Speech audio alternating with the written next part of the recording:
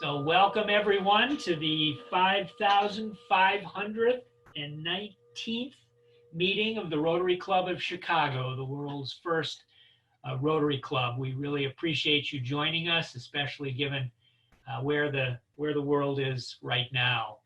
And on that note, as many of you know, I've been starting our recent meetings with a Rotary moment, showcasing a club from around the world. And today we have a distinguished visitor from the, and I'm going to get this wrong, the Rotary Club of Abidjan, Cocody Sous, the Ivory Coast. Zainab Diallo, I hope I've pronounced that correctly, has joined us. And one reason why I picked this club to showcase is they have a program that's called Meals I'm going to get it wrong, Meals for the Heart, where they serve 500 to 1,000 warm meals to medical workers in the Ivory Coast. And here you have a picture from their project and pictures of the meals. And I was struck with how similar this is to our Meals to the Frontline program, down to the masks. You could put Eric Kempel or Alita Williams behind any of those masks. And the plastic containers that hold the meals are almost identical, but most importantly, the spirit behind the program is what counts. And whether you're in the Ivory Coast or in the heart of Chicago, Rotarians are working to honor those people who fight the good fight for COVID. So Zainab, if you could maybe just unmute yourself and very briefly tell us about your club, which I understand has been around now for 40 years. I'm Zainab, charter president of Rotary Club of Abidjan, Ivoire. This action is from Rotary Club of Cocody. It's a really vibrant club and old club. I think they will celebrate this year more than 35 years as club charterets. So I'm happy to be with you. But I'm sorry, I'm not hearing very well because I'm in my car and I'm not able to reply to the question that you asked. I'm really sorry about that. No, that's fine. It's wonderful to hear from you, and thank you for joining us. For the thought for the day, I wanted to follow up on yesterday's holiday. This is a very solemn time in this country, and we really can't forget those who lost their lives in defending it, because we're all now defending it at some level. And I thought it was important that we honor those fallen. I found this quote from a poet, and it reads, "And they who for their country die shall fill an honored grave, for glory fights the soldier's tomb, and beauty weeps the brave." It's a quote from Joseph Rodman Drake, who was actually talking about people who were lost in the Revolutionary War. And Joseph Drake is not to be confused with the Confederate general who fought in the Civil War. But I thought that this quote was very poetic, and I thought we should take a moment of silence to honor all of those who have fallen in defense of this country. So if you could bow your head and just take a moment of silence, it would be great. Thank you.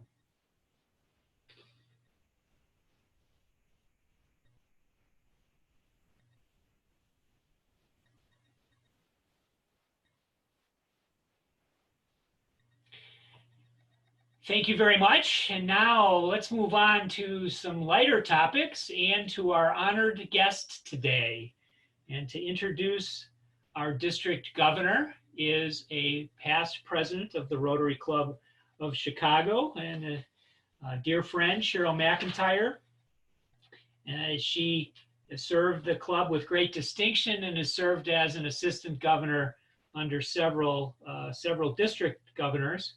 She is also the new co-chair of the Paul and Jean Harris Home Foundation, and as I understand, the chief of operations for the foundation. She's here to introduce our district governor, Debbie Ross. Cheryl. Hello, everybody. Thank you for that really nice introduction, my dear friend, Marshall. I'm here today to introduce Debbie Ross, our district governor for this year. And she hails from the Rotary Club of Orland Park. And many of you already know her. And if you do know her, I'm just going to tell you, you know what a great leader she is. And if you don't know her, you're missing out because she gets things done. She is a tornado and I love working with her.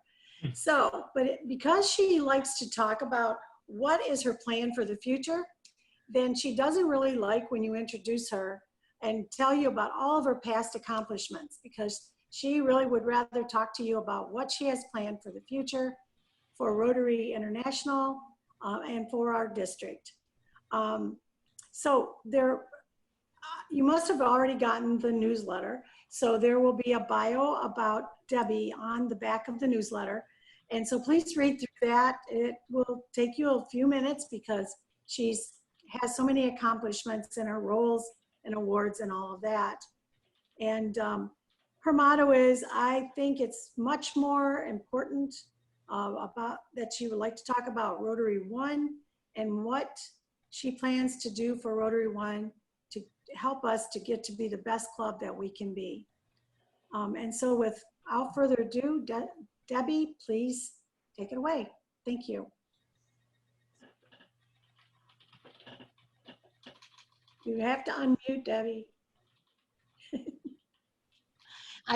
Sorry about that. It's very rare that I'm not making noise, so I apologize for that. So good morning or good afternoon, Rotary One, and thank you so very much for the kind invitation to talk to you today.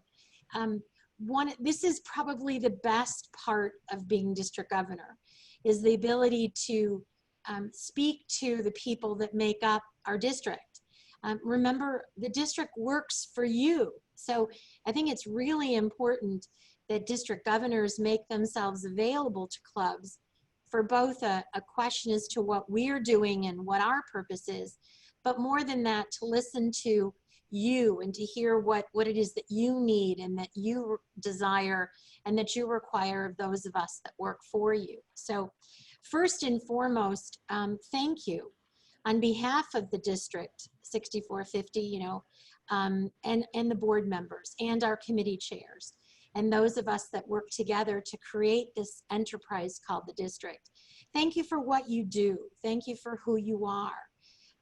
Back at my installation, I mentioned to everyone that District 6450 has a greater obligation to the world of Rotary than any other district, simply because we're where it all started. If we don't take a lead, if we don't shout louder and speak bolder and do more than anyone else, how dare we carry that mantle of the birthplace of Rotary? And I think for good or bad, the same falls to you as Rotary One. You are the premier Rotary Club. You trace your ancestry back to Paul Harris and Sylvester Shiley and Hiram and the guys that started it. And I say guys because that's what it was back then. But I think that puts a burden on us. So we asked this year that as a team, could we not work just a little harder, a little smarter, a little better than ever before? Do projects a little bigger and a little better than we've ever done them before. And then, COVID hit us in March. And I saw the way that our district, every one of the clubs in our district, responded overwhelmingly to the need in the communities. And I thought, my goodness gracious, dreams do come true, wishes are fulfilled. And I think Rotary One and the district responded in true form and truly took the lead, showing the world what was possible. So thank you for that. Traditionally, a district governor comes into a meeting like this in September, October, kind of the beginning of the year, rather than in May, where it's the end of the year. But I think given that we're doing this at this time of year, it's given us a unique perspective to maybe focus on something, on one issue that clearly is the elephant in the room these days. And so I kind of thought we would center our conversation around that. So if you remember, somewhere in March, whether it be March 9th or 10th or 16th or 17th, the world as we knew it stopped revolving the way we had been accustomed to.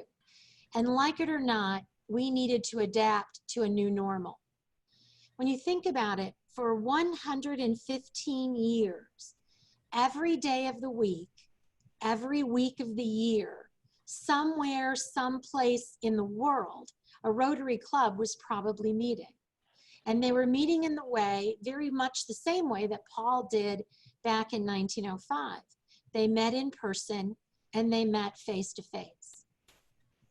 But somewhere in March, that became an impossibility. And we were all forced, for better or worse, to come up with a new method of continuing on in that tradition. If we can't meet in person, then do we stop being Rotarians? Do we stop meeting? Or do we find something new?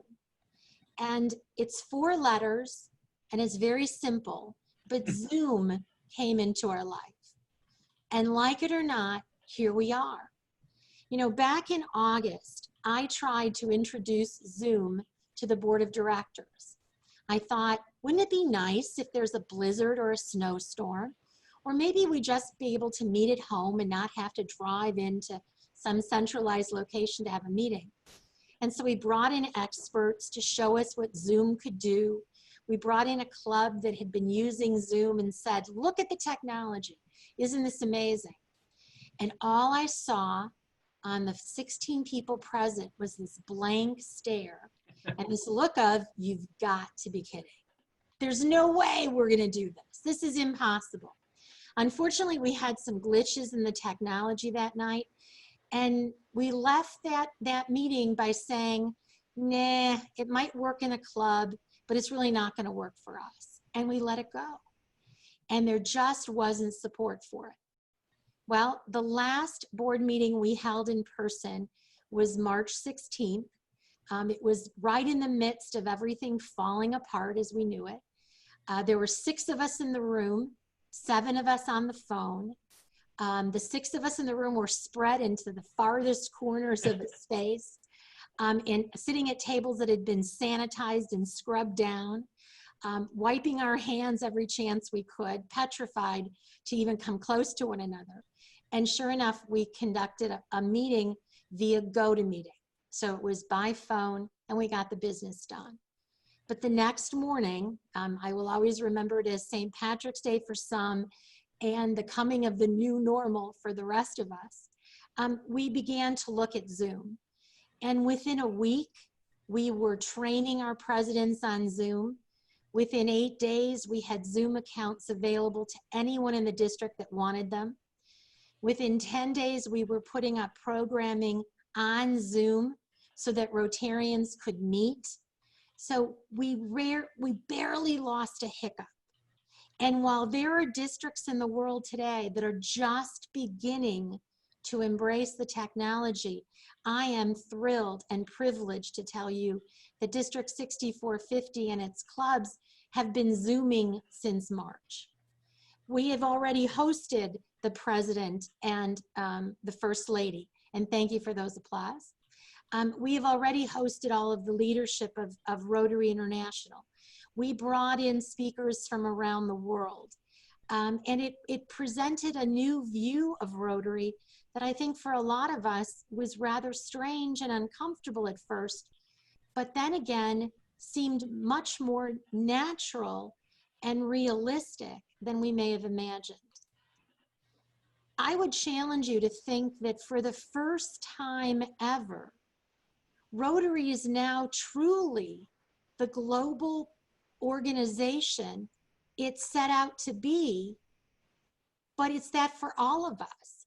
Just as we have Zainab coming from the Ivory Coast, we can now invite people to any club, anywhere, anytime, and see them just as up close and personal as we would have the person who lived on our block or did business with us down the street. Rotary is now, if never more so than before, the global organization it set out to be. But now that we have this technology, what the heck do we do with it? We know that it's changed who we are. We know that we can never go back. Does this mean that it's replaced our Tuesday lunch or our Thursday afternoon meeting? I don't think so. But we no longer need to do those things hidden away or quiet.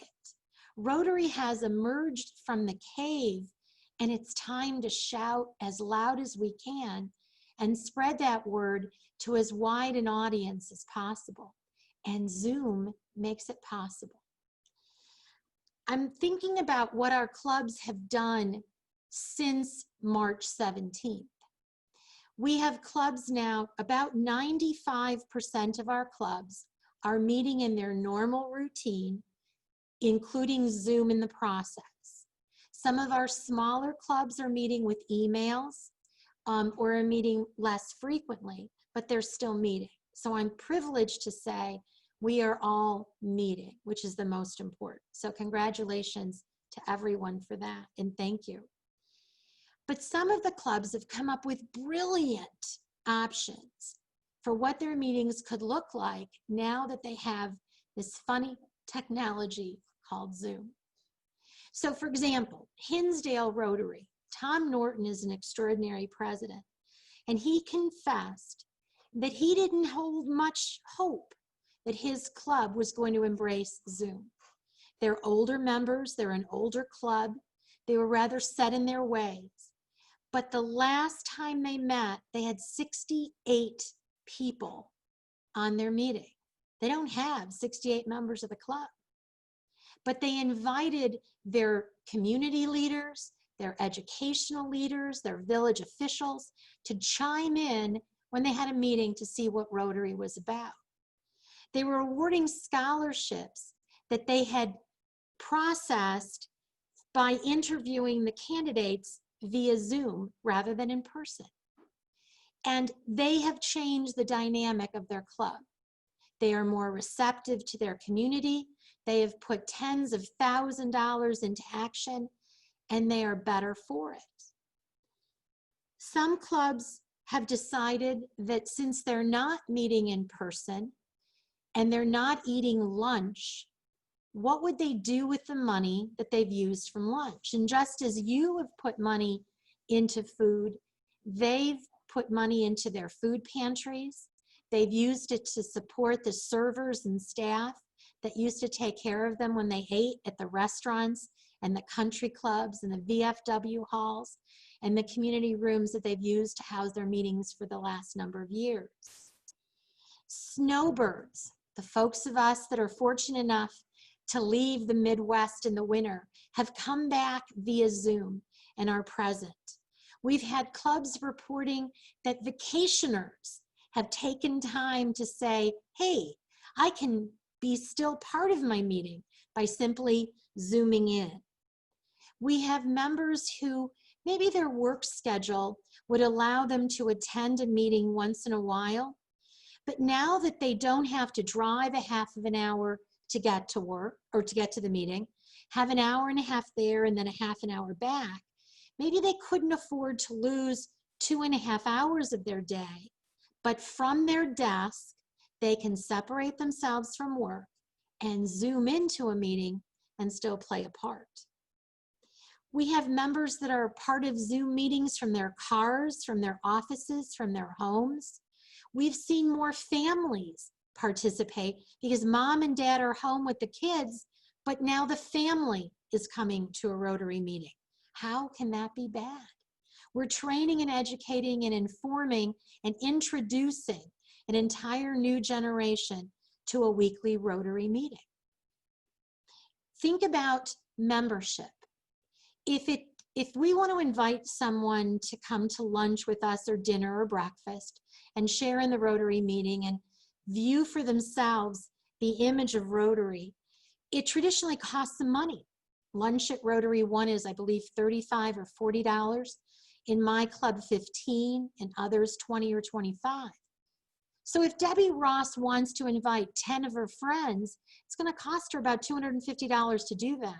Not everyone can afford that expense, nor can every club afford to absorb that expense.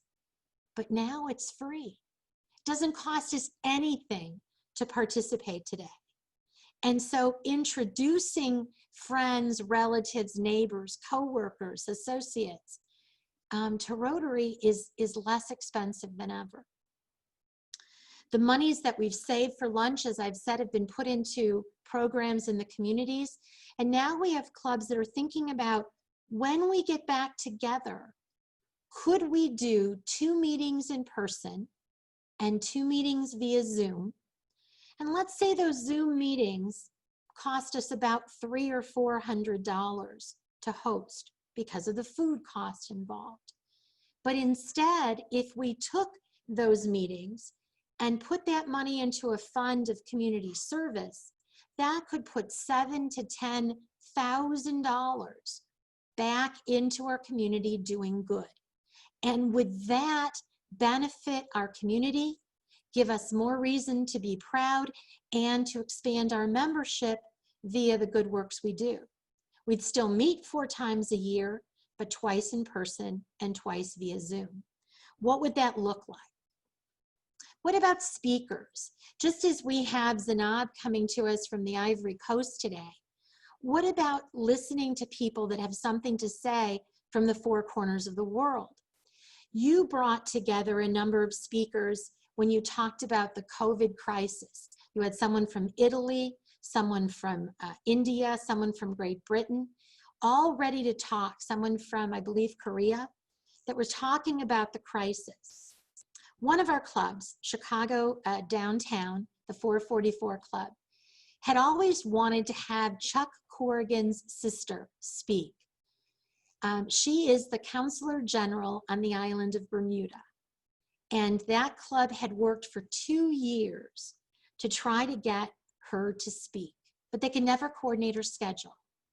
Well, lo and behold, their second Zoom meeting featured her as a speaker.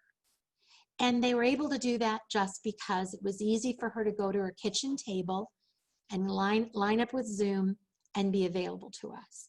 So who can talk to us now that distance is no longer a barrier? Who would want to hear from us if anyone can listen in?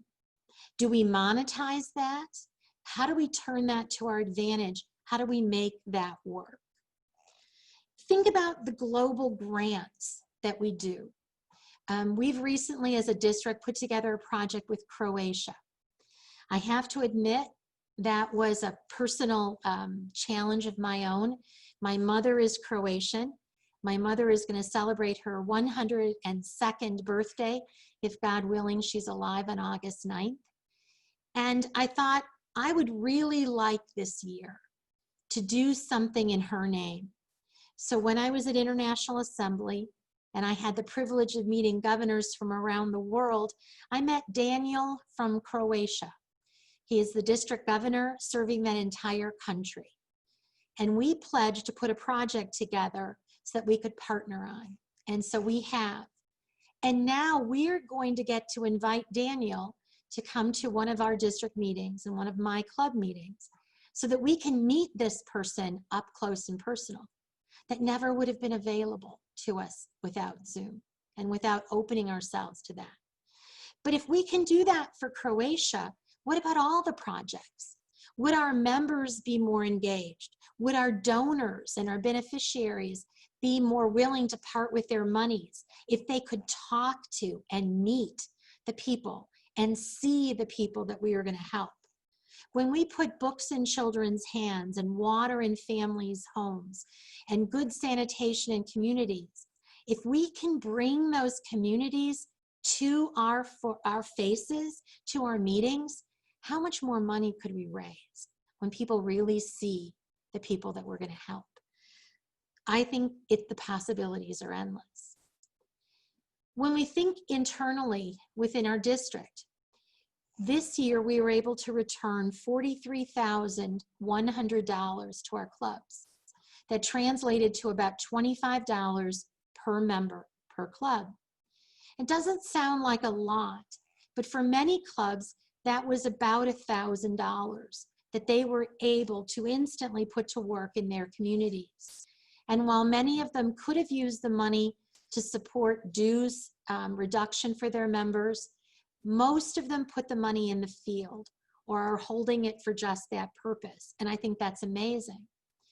So if the district didn't have to spend $3,500 on fall training, which is what we spent in the fall, or $10,000 for a district conference, or $4,000 for spring training, or $500 a month for board meetings. If we could save those dollars, what would that translate into action?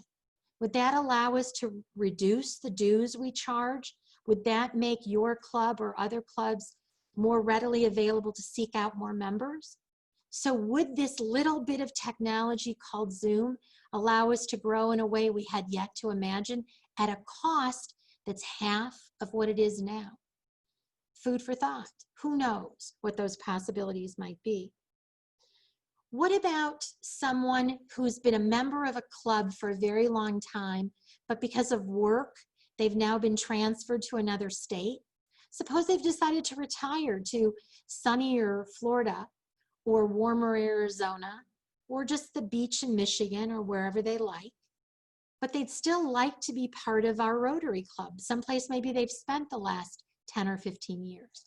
They can do it via Zoom.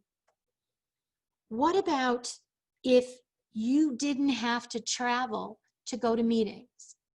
When we were looking for folks to be part of our board of directors for the district, we had a number of people who said we would love to serve, but we can't travel to get to the meeting for 6:30 on a Monday afternoon or evening. We'd have to leave our work schedules by 3, and that's a burden we can't put on or ask of our employers. But if they could be there via Zoom, they could participate. Think about the committees that folks want to join, but they can't be available at 7:30 on a Thursday morning and drive the hour it takes them to get there. Or Saturday mornings, they're kind of tied up with their kids, but they could Zoom from the parking lot of the soccer tournament, or they could Zoom from the holding place outside of the gymnastics auditorium. So these options let our members consider participating in a way they may not have been able to before. And I think we're going to find an entirely new team of folks ready and willing to step up and serve. But what else is possible? I don't think we've begun to scratch the surface. Rotary International has said they didn't have a board meeting in April in the traditional manner. They had it via Zoom or a similar technology. So they didn't have to pay to fly people here. They didn't have to pay for hotel rooms. They didn't have to pay for meals. What is that savings to our organization? And what could those dollars be put to use for the good of us all? If at International Assembly, we gather district governors from around the world and bring them, used to be San Diego, now Orlando. Some of the governors, that's a burden on them personally, financially. Rotary International does pay the cost, but it still takes them away from work and their families, and not everyone has that easy. What would happen if they could chime in via Zoom instead?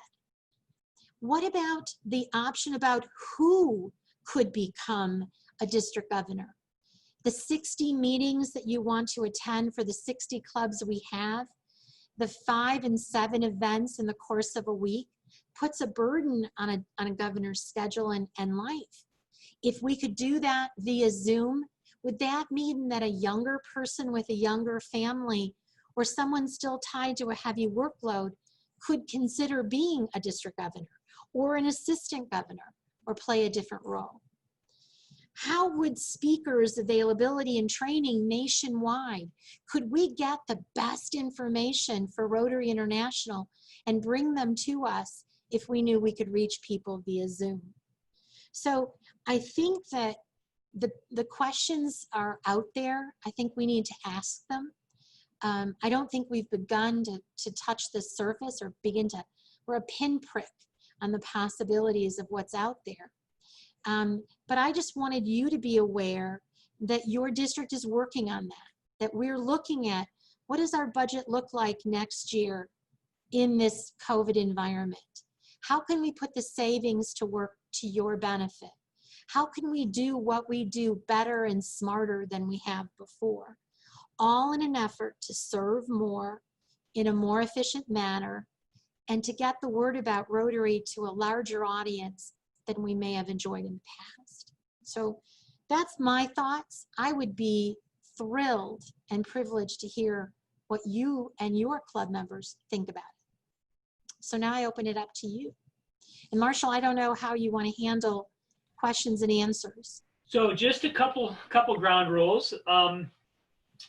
You can ask questions one of two ways. You can either type questions in the chat box, or if you unmute yourself, you can ask a question. We in past meetings have been able to make that work. I ask people to show people consideration and try not to talk over one another, but it usually works pretty well. And if you could just keep your questions succinct for Debbie, and I think she's more interested actually in a dialogue. So if people have thoughts, keep them brief, but we welcome everyone's thoughts. Thanks, Marshall. I'm seeing in the chat, Neetha says that she thinks the online format is more inclusive of schedules, creating more and fostering more fellowship. And I can't disagree at all. I think someone suggested that, are we successful in Zoom because we were successful personally? And that I can talk to Marshall via Zoom because I know him as a person, because I've met him personally. And, you know, I think that there's always going to be truth to that.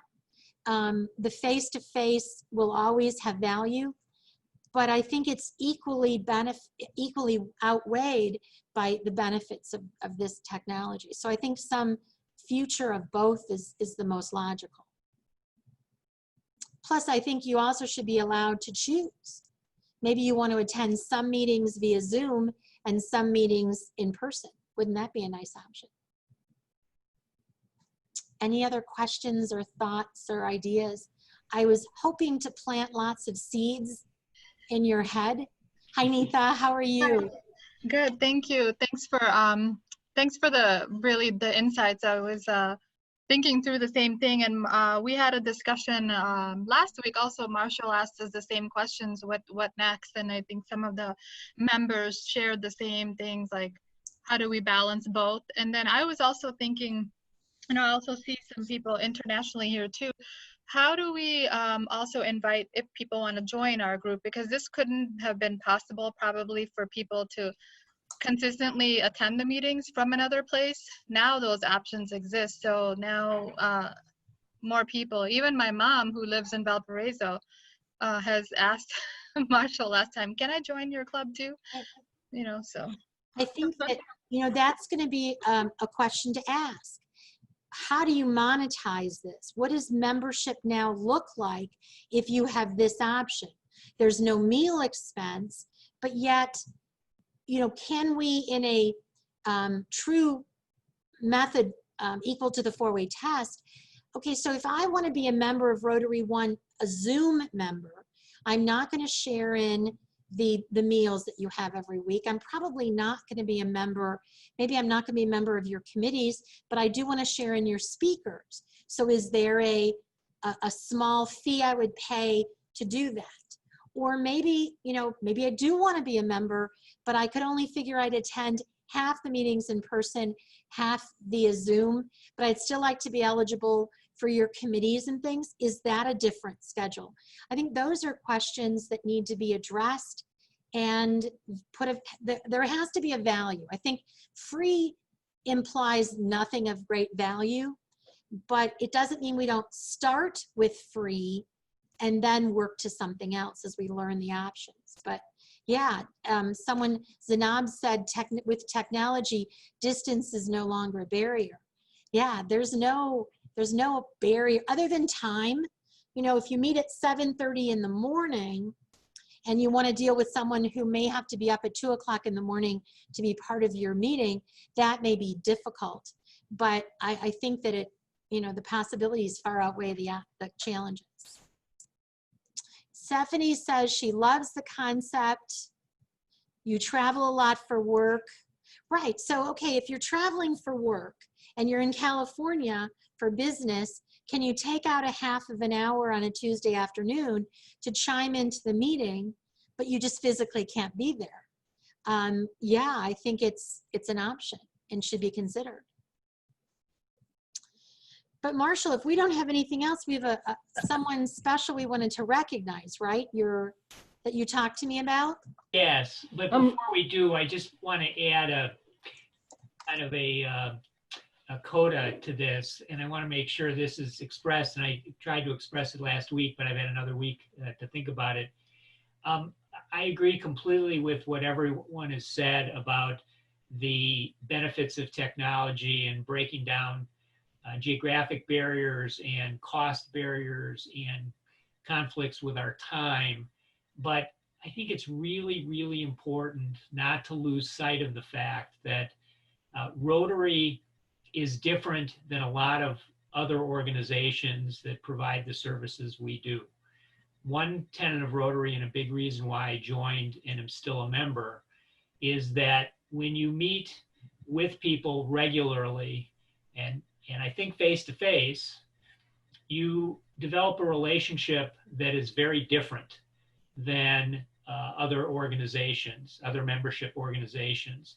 And my thinking on all of this is we've got to be careful we don't do what we did when the technological revolution hit us and productivity went down, and we drove productivity down as far as we could by kind of blindly using technology and forgetting about the human component.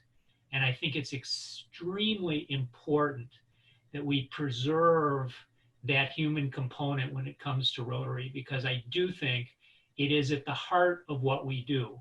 And I agree, there are things we can do that are much better, but I think we need to do it smartly, not blindly.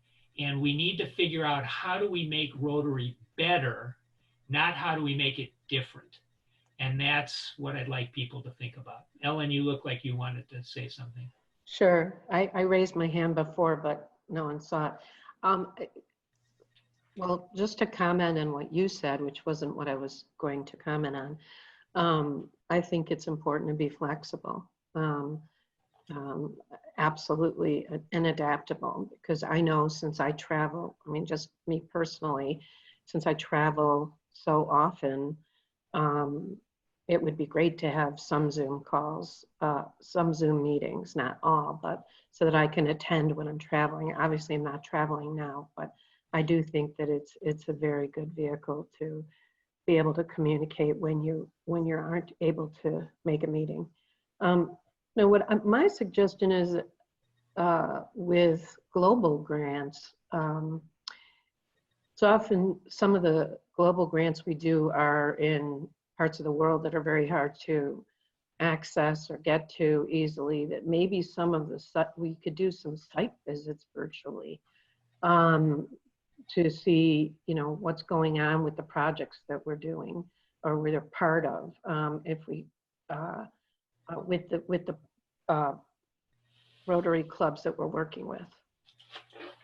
Well, Thank you, Ellen. I would wholeheartedly agree with Marshall and I would hope that what I presented was not to suggest in any way that the Rotary that we've grown up and love is going to go away. I don't think you'll ever take away that personal component. I'd suggest that we look at something where it's going to be some kind of a combination of the two, that we embrace the best of both and find a way to make them coexist. Marshall, do you see Liz Goggins from the Rotary Club has a raise of St. Croix Mid-Isle has a hand raised? She's a return visitor, so go ahead, Liz. Good afternoon. I just wanted to let you know, a club I was previously in, we have been doing Zoom meetings for about 3 or 4 years, but it was partial. We still joined as a club at our meeting place, but we had Zoom available for members who couldn't join the meeting. We did have a few members who got kind of lazy because of Zoom, so they didn't bother coming to the meetings anymore, which I guess would be a downfall. So that's, it's something to consider too. And we started it because we were speaking to a Rotarian volunteer in Pakistan who was involved with End Polio Now. So that was the first Zoom meeting we did, like I said, about 3 or 4 years ago. And then we just continued. My new club is I switch clubs. I tried to get them involved in using Zoom, especially for guest speakers, and they were hesitant. And now we've gone kind of gung-ho with Zoom, as has everybody else. And as you mentioned before, new things you can do with Zoom. We did a fellowship where we chose our favorite jazz songs, and we had a DJ who played them. This Thursday night, we're doing a Zoom concert with one of our local musicians who we all love. So there's fun things to do with Zoom. The fellowships include as well as meetings. And anytime you want to come to the Virgin Islands, you can join us on Zoom. We meet Wednesday mornings at 7 a.m., which would be 6 your time. So that would be for the early risers. Okay, 6 a.m. Okay, I'll write that down. Thank you. Thanks, Liz. Sure. Now maybe Debbie's a good time to recognize our special person. Okay, so when as I go club to club, I've always had a conversation with the current president and asked him or her to identify for me someone in the club that's just doing a little bit more, a little bit bigger, better than anyone else, that has really proven themselves to be an outstanding member in that particular time, in that particular year. And given the circumstances of this year, especially with the projects that you guys have taken on for COVID, and again, my hat's off to all of you for what you've accomplished. Marshall told me that he would like to suggest that, can you see this? Alita Williams be your Rotary rock star. So Alita, congratulations. I've heard nothing but amazing things that you've done with the Rotary Job 1 program, with the food that you've been getting to the healthcare professionals. I'd also like to say on a personal note, Alita and I have had the privilege of working together on some projects with Empower Leaders, some district events.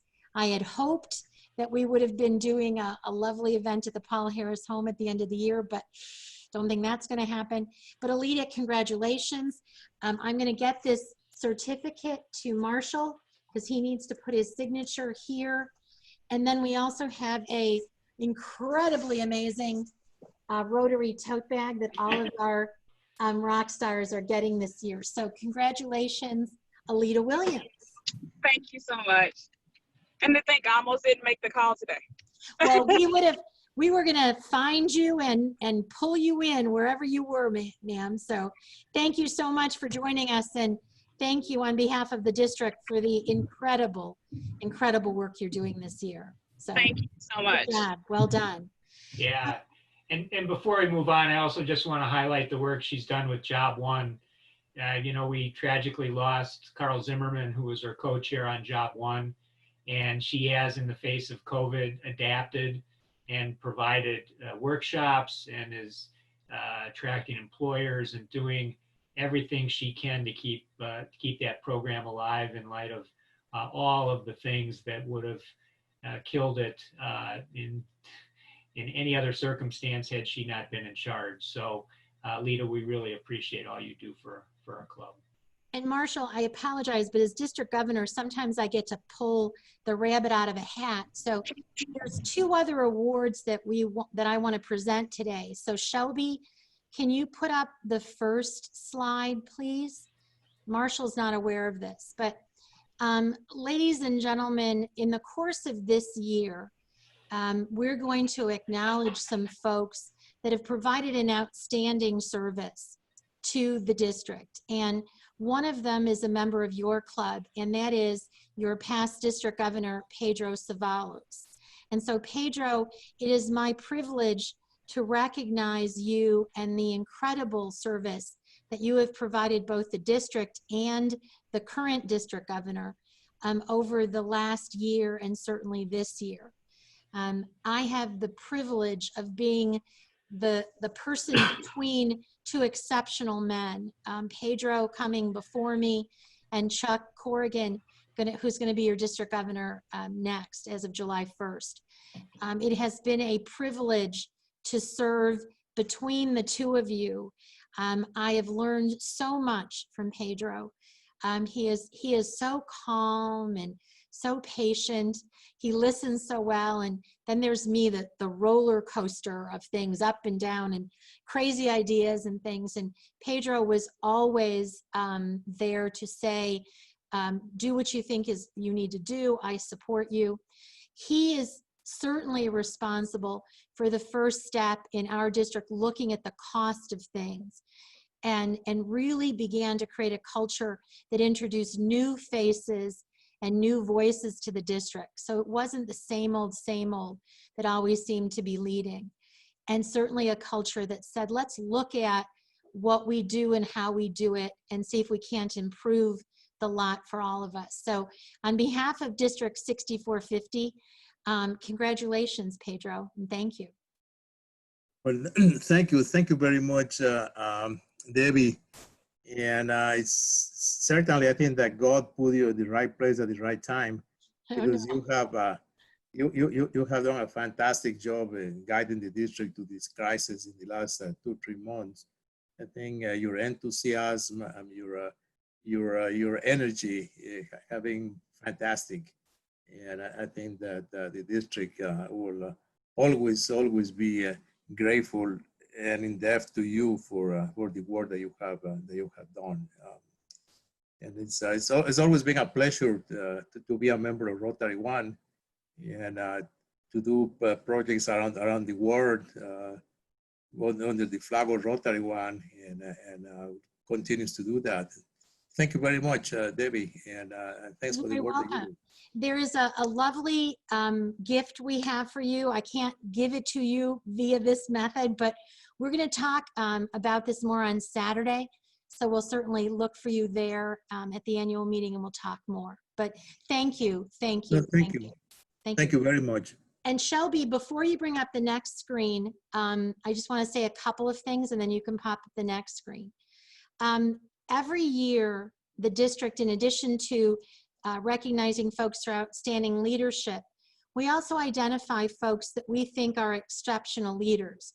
Just as you identified your club as having a Rotary rock star, we offer someone the opportunity to be labeled as the Rotarian of the Year. And this year, there are 3 individuals that will be recognized in such a way. And one of them is a member of your club. As a matter of fact, one of them is the president of your club. So it is with great pride that I recognize that Marshall Schmidt has been chosen and identified as a Rotarian of the Year this year. So congratulations, Marshall. Now, I get to say a couple of things before you do, and that is when you take on the role of president of a club, it's considerable. And when you take on the role of president of Rotary One, it's enormous. And I think you have an opportunity to lead, you have an opportunity to inspire, but you also sometimes have to put yourself at risk. And sometimes the actions that you take cost you something. And I think Marshall provided service to me as a governor, amazing counsel, great wisdom, wonderful insight, that at times cost him something. And yet he persevered. He performed via the 4-way test. He always did what was right. And I really, really want you to know that not only do you have an excellent Rotarian leading your club, but you have an extraordinary gentleman leading your club. And it is with all of those things in mind that it was a very, very easy decision to select you for the honor. It comes with a great deal of respect and gratitude and sincere appreciation for all that you provided me and District 6450 this year. So congratulations, Marshall.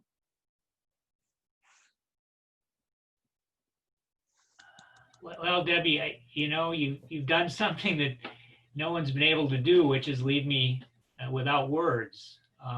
That was my intention. I really, I deeply appreciate this, but, I have gotten back so much from the members of the club and from working with the district and, working on the projects we've done, so much more than I could ever give. So I really appreciate this, and I really don't know what else to say. I did want to compliment Pedro because,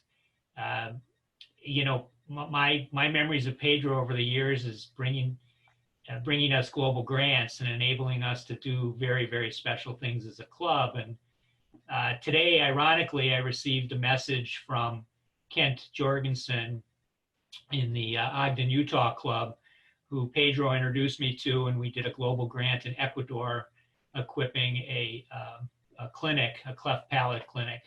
And Kent received a similar award. And so I think everything Pedro touches turns to gold. So Pedro, thank you for all of your help and this year and over the years. But thank you all very, very much. Thank you, Marshall. Congratulations for the King Midas torch. Thank you. Thank you. Okay, well, I have something to give Debbie, which pales in comparison, but we give all of our speakers a token of our appreciation for taking the time to share their insights with us. And in this case, it's to also thank you for all you've done for Rotary One this year. I think you know it because you've seen it several times, but we give this custom votive to all of our speakers. And as you know, it is from Ignite, which is a not-for-profit that teaches economically disadvantaged youth how to blow glass. And we had votives made this year in the Rotary colors to remind us all and to remind our speakers when they're using the votives that service ignites our soul. So thank you very much for coming today.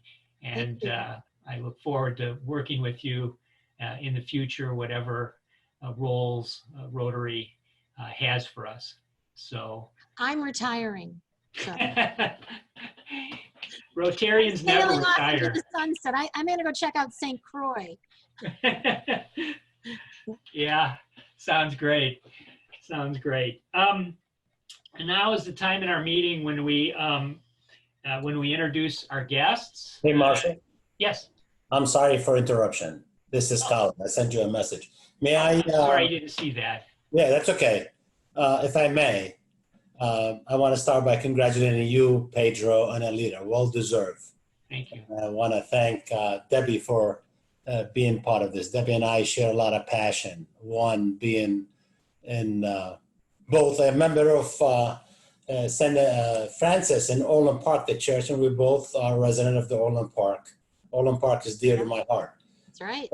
But I find the biggest closure that Debbie and I have together is we both share the love of our parents. She have 102-year-old mother. God bless her. Yeah, thank you. I have a 90-year-old mother who I love dearly also. But if I may, with permission of Marshall, I know your mother collect rosaries. Yes. And I have visited the Holy Land last August, and Okay. I was thinking of you and your mother. I will get it to you somehow, but I don't know if you could see it, 2 rosaries Oh, wow. from Jerusalem that Cool. I've been meaning and dying to give it to you, but the last 2 meetings has been postponed. Yeah. They are from the Holy Land with a Wow. really amazing smell to it when you open it on top of that. And Incredible. Thank you. I'll get that to you somehow. I'll be in touch with you on the side and present it to you. Thanks. Yeah. You'll make her day. You'll make her day. She's still at 101 3/4. She still says her rosary every day. Well, Every day. Every day. please ask her to pray for all of us. Believe me, we do. And she does. So thanks. Thank you. And thank you, Marshall, for the time. Colette, thank you so much. What a treat. Thank Yes, you. it's my Of pleasure. course. Thank you, Colette. And you know, we welcome, we're a little short on time today, but we do like to share what I've been calling joys and concerns of our members. We have learned that several of our members have been very, very adversely affected by this. And there's more on that later during the announcements. But you know what? It's very important for all of us, given that we're, you know, separated in distance, but not socially distanced. If you know you have concerns, if any members have concerns or particular issues, they've lost a job, they have an ill relative, it's really important that you bring it to the club, because we are a family, and it's extremely important that in bad times that families pull together and provide support. And one of the wonderful things about Rotary is that you know, we're diverse and we have a lot of resources available to us. So if anyone you know, needs anything, please let me or Eric or Marga or any you know, your fellow Rotarians know, so that we can help. But why don't we finish with introductions? We do have a lot of international visitors, and several of them have stayed up very late. Kishori, maybe you could introduce yourself. It looks very dark there. It's dark. Yeah, it's night out here. I don't want to disturb others. Oh, I'm Kishore Sunkara. I'm president of Rotary Club of Rajahmundry River City. I'm a sportsman. I'm a sports and community psychologist. I visited Rotary One last July 2019. I feel that on par with digital literacy, we have to see the physical literacy of the adults, because the sedentary lifestyle is seem to be increasing day after day, especially in India. I don't know about America as such. The youth are going to TVs and and computers along. So we have to see that the physical literacy part of it also has to be taken up as a service. Thank you, Rotary One. Thank you, Marshall. Debi Ross, your speech is marvelous. And I feel like attending to any of your Zooms, all of your Zooms, if you've given me permission. God bless you all. Thank you. Great to have you. Who's next? Who would like to introduce themselves?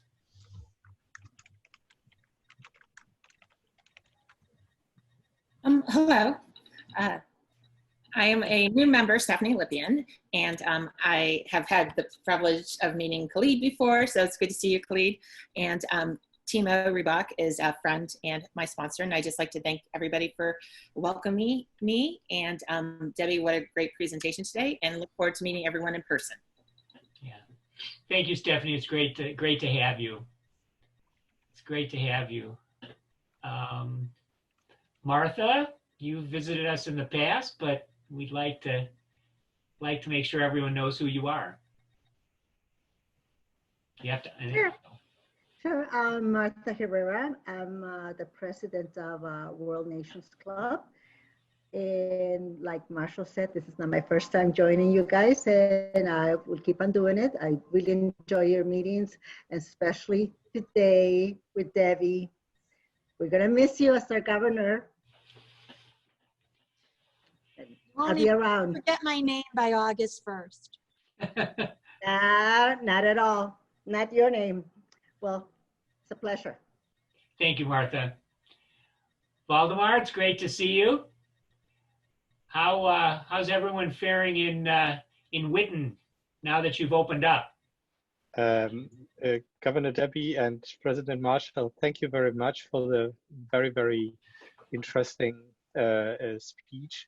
Witten, we wait for the end of shutdown. It should be in the beginning or middle of June, and then we maybe, or I myself, can start to travel. Maybe one sentence. I also travel a lot around the world, and the highlight of almost every of my travel is visiting a Rotary Club in person. And one of the absolute highlights was the visiting of Rotary One Club. Marshall, I think that you became the Rotary of the Year is more than wonderful decision. I'm so impressed about your introduction in February, and I congratulate and wish you all the best. That's all. Thank you very much. Thank you very much. I also want to point out that Valdemar is also a friend of Timo Rybak, and a lot of Timo brings us a lot of wonderful people. Donna, you're next. I know you're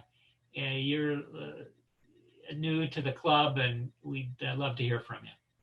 Hi, I'm in Chicago, working meetings and events, and also now starting a new nonprofit. And Ed Graziano, the wonderful Ed Graziano, invited me to join you all, and I'm very excited to be a new member. Thanks, Debbie, so much. It sounds like you've done a wonderful job. Sounds like you guys have a great organization, and I look forward to, meeting further and getting more involved.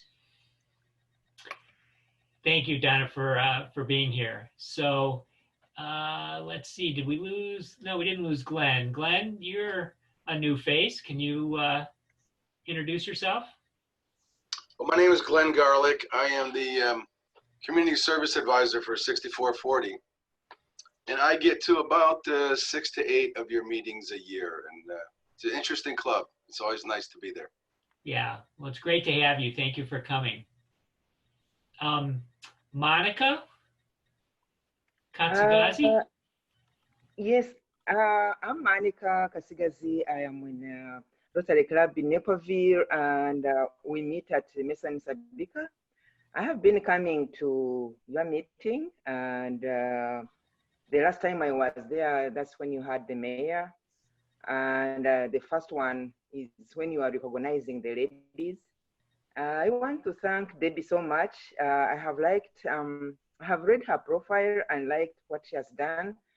It's a big challenge, and I'm like, how does she handle all this on top of her responsibility? So I want to salute Debbie and thank all the Rotary members what they are doing. Thank you. Thank you. No sleep. Yeah, we really appreciate you coming, Monica, and sharing. So now we just have a few quick announcements. Thank you everyone for hanging in there, and thank you everyone for your support. There are too many comments in the chat box for me to respond individually, but I really do appreciate your support and making my year very, very special. I want to start out with our club committee meetings. One advantage of Zoom has been that our club or our committees have actually been very efficient, and they've been able to meet more with more participation and to be more effective. And so tomorrow we have our Community Service Projects Committee at noon. And then on Thursday at 5:30 in the evening, our International Service Committee is meeting as well. So the club website has the Zoom information. You can register for those meetings, and I encourage you to do it. Eric Kemple has kicked off a strategic planning process among our committees, which has been very beneficial, and it would be great if you could participate. On May 30th, we have the district annual meeting. A lot of very important business is going to be conducted there, including amending the bylaws and electing new leadership and addressing a lot of issues that are critical to the district. So anyone who wants to participate, we have 5 delegates who will actually be the voting members of the meeting, but anyone is welcome to come, and given that we don't have a district conference, it's a great way to see where the district is.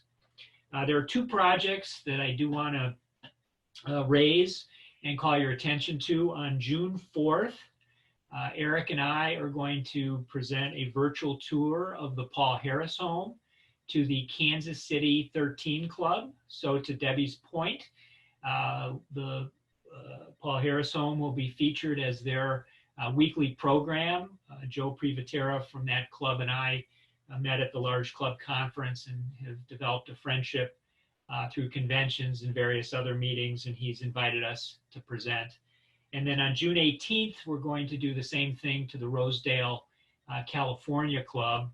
Rosedale is near Paradise. We've been working with a guy named John Waterman, who lost everything in the Paradise fire in California, but Rotary has been a huge source of support for him. He pointed out that in the fire, he collects memorabilia, that's his business, and he lost 4 original Paul Harris autographs, but he still has 6 more. So we're going to use Zoom to extend our reach for the Paul Harris Home. And then the last project I want to highlight is something that's brand new, and I'm going to ask for your help. Presidents across the district have volunteered to help with a project that Eric and I kicked off about a week ago, a little over a week ago. As I pointed out, we do have some members who have been very adversely affected by the COVID pandemic. And the question has been asked, what can we do as Rotarians to help those people? I've spoken to Mark Maloney about this and John Huco, and the universal consensus is that we need to ask ourselves, what can we do? And in our desire to serve our communities, sometimes we lose sight of the fact that service starts at home. And we really need to watch out for those Rotary members who have been adversely affected. So Eric and I came up with the idea of some type of jobs fair. And now the project has gone on to have 2 main components. One is an event or series of events where we're going to provide counseling and some advice about how to look for a job in very difficult times and look for jobs that are different than you might have done your entire career. And then have a forum where employers and prospective employees can be connected, whether they've lost a job or just looking for a job, a new job, where we can do that. That's going to be a little more longer term, maybe a period of a month or 2 before we actually are able to pull that together. But the other component is much more immediate, and I would ask your help, and anyone who wants to help, please contact Eric or me. But the second component is what I'm calling the Rotary Jobs Network, which is going to be a bulletin board type kind of help wanted service that will allow us to connect, in many cases anonymously, employees or people who've lost their job or looking for jobs with employers. The beauty of Rotary, right, is that we know each other. We know each other very well. And, there's something about a Rotarian, right? They have a community commitment that is hard to find. And that usually comes with success in life. And there are a lot of people out there who are hurting, who are exceptional individuals whom we know. And so we're going to set this up in a way that will facilitate referrals from other Rotarians, so employers know what they're getting when they hire a Rotarian, and allow us to help help our fellow Rotarians. So anyone who would like to help, please let Eric or me know. And we'd love to have you on board. We're having regular meetings of the group. Linda Kemp is one of the people who stepped up immediately. Linda, thank you for coming today, and thank you for your spirit of service. Our Interact Club is continuing to do its mass project, so anyone who would like to volunteer for that, please do.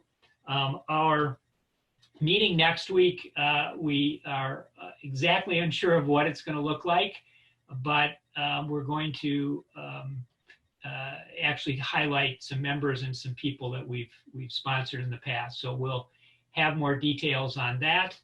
I'd also like to point out that Eric's installation is going to take place on the June 30th. And in keeping with tradition, incoming Rotary International President Holger Knacht, thanks to Margaret's help and Eric's perseverance, will do the installation. So mark June 30 on your calendar, and we look forward to everyone attending.